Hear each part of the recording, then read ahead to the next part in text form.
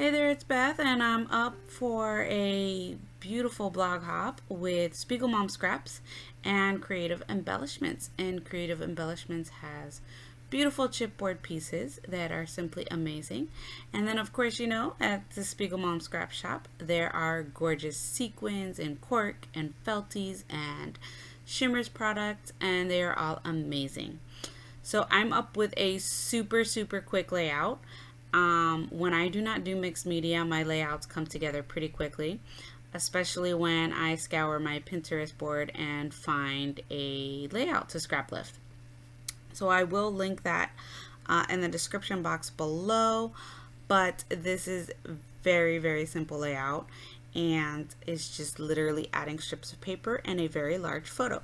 So my photo is printed at 5x7, and you can see here the strips of paper. They are going to be staggered, and I ripped the top and the bottom of the paper so it had that torn look, as well as the piece of paper that I matted my photo on has that torn look as well. I'm going to glue the papers on, but only down the middle, because I'm going to bring this over to my sewing machine and stitch it. And I have a really cool fact about this thread that I used for this layout, which I thought was just kind of really awesome. The thread was in my grandmother's sewing kit, and my grandmother's no longer with me. She hasn't been for a very long time. But I thought it was really cool to see that the thread was only 19 cents when she bought it. And I think it's really neat that I've incorporated that into this layout. So here's the chipboard piece and this part where I forgot to turn the camera back on. So what I did was I inked it up with my Versamark ink and then some black embossing powder on it, and now I have a shiny black piece of chipboard and it looks lovely on the layout. I'm using my Scotch Quick Dry adhesive to adhere it to this piece of paper so that I can get a journaling spot on my layout. And I kind of just left this part in just so you could see how I glued and where I glued, more or less is where I glued, because sometimes people aren't so sure of where to glue their chipboard when it's like that. And I held that down and then cut around it. It was super simple.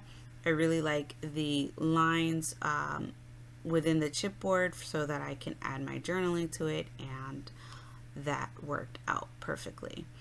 I did have a little glue seepage, but an old baby wipe took that up right away, so that's perfect. So here's the layout, and you can see with that paper it has a line on the top, so I wanted that line to be on the top part of the clock, and literally this is it. I'm going to adhere everything.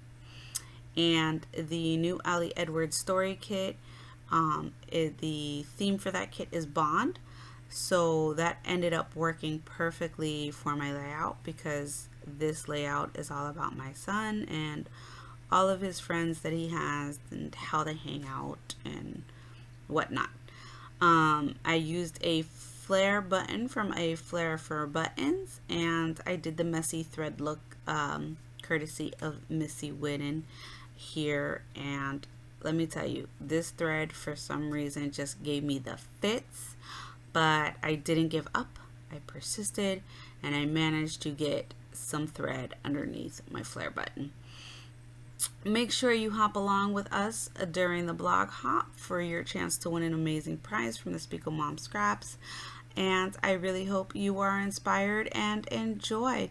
Thanks so much for watching. Bye.